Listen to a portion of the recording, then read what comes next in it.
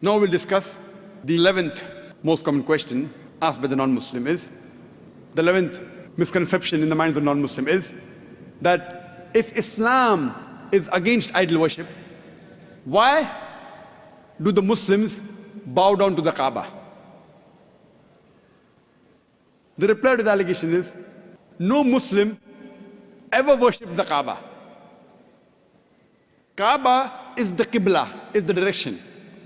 It's mentioned in the Quran in Surah Baqarah, chapter number 2, verse number 144, that wherever you are, bow in the direction of the Kaaba. The Kaaba is the Qibla.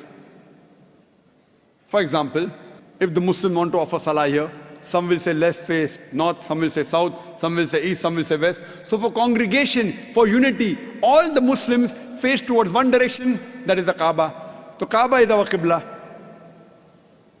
And the Muslims, they were the first people who drew the world map. And Al-Udrusi in 1154 was the first human being who drew the world map. And when the Muslim drew the world map, they had the South Pole on top, North Pole down, and Kaaba in the center. Later on, the Western cartographers came and they turned the map upside down. North Pole top, South Pole down, yet Alhamdulillah the Kaaba is in the center. So whichever part of the world you're in, if you're in the north, you face towards the south. If you're in the south, you face towards the north. If you're in the east, you face towards the west. If you're in the west, you face towards the east. Kaaba is the center. Now when we Muslims go to Makkah, and during Umrah, or Hajj, or while doing Tawaf, we circumambulate around the Kaaba. Now why do the Muslims circumambulate around the Kaaba? Because it's the commandment of Allah and our Rasul, we do it.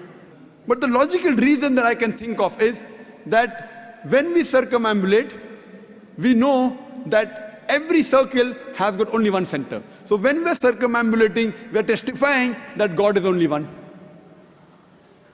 Furthermore, the statement of the second Caliph of Islam, Hazrat Umar, may Allah be pleased with him, radiallahu anh, he said, it's mentioned in Sahih Bukhari, volume number 2, in the book of Hajj, chapter number 56, hadith number 675.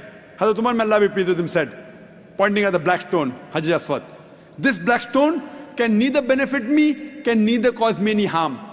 Only because I've seen the Prophet kiss it, that's the reason I'm kissing it.